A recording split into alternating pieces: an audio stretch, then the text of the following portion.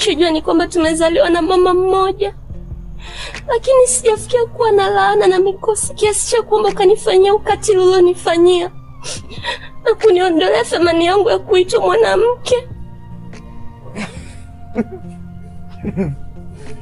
Jamani, endelea.